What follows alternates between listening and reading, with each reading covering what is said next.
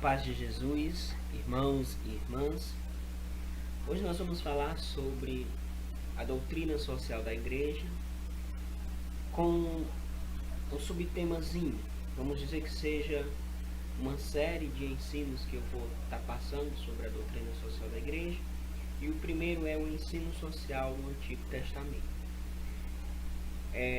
Vamos fazer aqui uns esclarecimentos preliminares. A igreja tem por missão reconstruir a dignidade dos filhos de Deus, destruída pelo pecado, em cada pessoa humana. A igreja tem o cuidado com o corpo, a matéria, a alma e o espírito de cada homem e de cada mulher. A finalidade da doutrina social da igreja é a realização da justiça, promover a libertação total e integral do homem, corpo, alma e espírito. Libertação total do homem. Que a justiça aconteça na totalidade do ser humano, ajudando-o a conseguir seus direitos negados muitas vezes pelos mais poderosos, que oprimem aqueles que são mais fracos e que têm direitos, mas que são negados. Contribuindo assim para a construção do reino de Deus. E assim a igreja estará construindo o reino de Deus.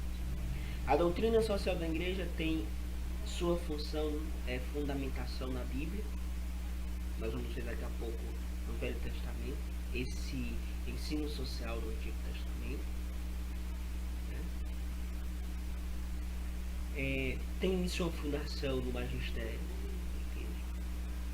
nos seus padres, em grandes teólogos da igreja, especialmente São Tomás de Aquino, e nos últimos papas, que falaram muito sobre a preocupação, da libertação total, da justiça na sociedade, qual os homens precisam ser libertos de muitas escravaturas que existem no meio da sociedade, e também aonde o homem precisa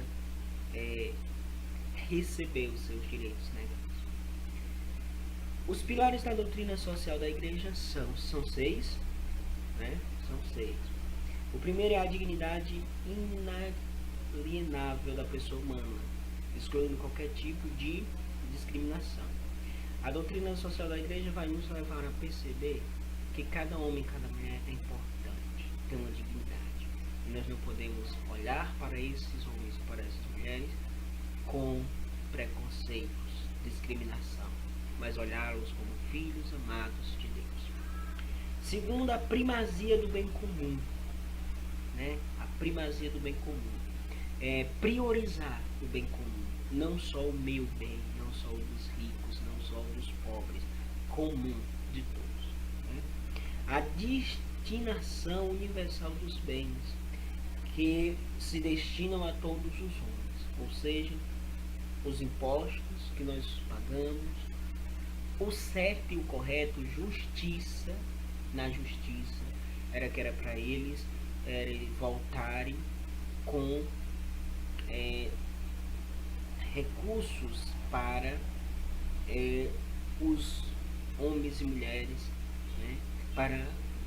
nós sabemos como é que tem que ser, é que a gente dá para o governo administrar, mas o governo tem que administrar bem para que nós possamos receber, de forma totalmente satisfatória para a nossa dignidade humana. A primazia do trabalho sobre a capital. Eu ganho o que eu trabalho, salários justos. O princípio da subsidiariedade, onde as instâncias superiores devem cuidar das instâncias inferiores. Aqui no caso, a política, já juntando aqui com a terceira, a política, que é a instância superior, cuidar das inferiores. Os maiores, os patrões, os chefes, os líderes, cuidar dos que são liderados, né? E aqueles que podem, né, e que têm deveres para com muitos, que saibam de que cuidam, né?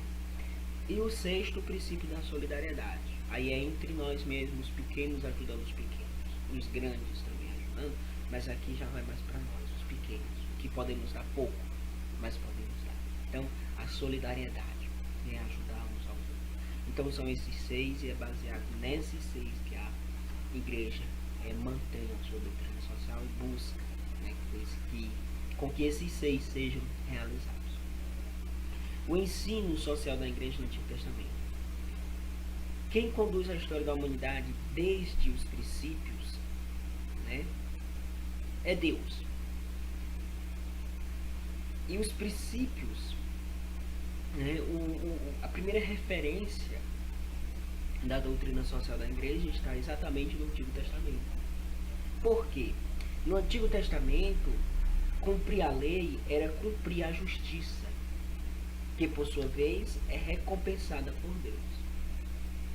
Os profetas eram quem denunciavam as injustiças dos juízes e dos reis e os opressores dos povos, né? Prevendo castigos caso não fosse obedecida aquelas regras, aquelas leis. Com isto induziam uma nova dimensão de justiça. Então, os homens de Deus, os profetas de Deus, eles denunciavam as injustiças e lutavam pela justiça. E aí eles ensinavam, traziam uma dimensão de justiça nas seguintes palavras: comporte-se retamente e justamente por causa da aliança com Deus, né? Então, tem uma aliança com Deus. Se você é de Deus, se você é Deus, se você é pessoa de Deus, então comporte-se justamente, né? Honrar pai e mãe, a preocupação da família, né? Agir com piedade e caridade, né? Agir com piedade e caridade, todos, né? Amar o próximo e perdoar as ofensas, né? Não há guerra, né? Deus fará justiça aos oprimidos, ou seja, aqueles que são negados os seus direitos. Deus é por cada um deles, né? O Messias virá como príncipe da justiça, ou seja, os profetas sempre estavam lá, lutando também, vendo, né, os direitos negados de muitos e tentando mostrar que não era assim, né? E aí existe uma esperança entre os primeiros, né, que um dia o Messias viria para, né, estabelecer a justiça de Deus, a justiça verdadeira, com os 6 pilares, né, que nós acabamos de ver agora há pouco. Quando o povo de Israel quebrava a aliança com Deus, ele a mantinha mediante sua fidelidade e misericórdia, e continua a chamar seu povo a ser fiel, andando na justiça. Ou seja, o povo era infiel, sempre foi, mas Deus nunca desistiu de o povo voltar a viver na justiça. Sempre ele clamou, sempre ele pediu que os profetas fizessem esse chamado. E é esse chamado que a igreja continua fazendo hoje, né? A igreja não desiste. Aí, tem pessoas que dizem que não tem mais jeito para o mundo, não tem mais jeito para o Brasil, né?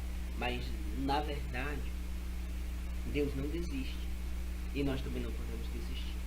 E a igreja, com a doutrina social, vem com essa preocupação de nos chamar de novo, a partir de nossa experiência, vivendo na justiça e não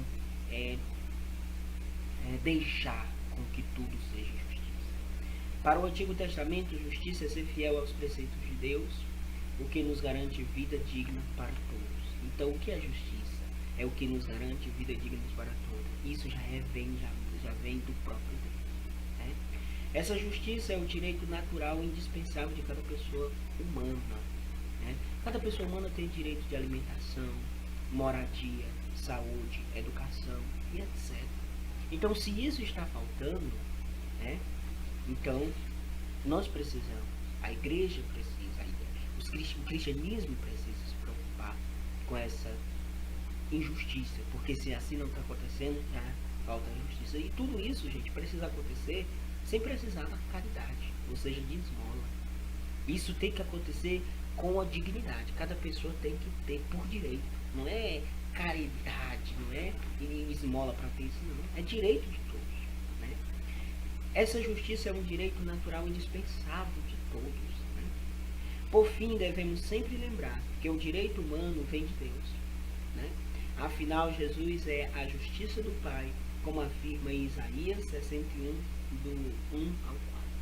Então é isso, gente. Então, que a igreja, que somos nós, cada vez mais possamos, a exemplo do que nós vimos assim dos profetas, dos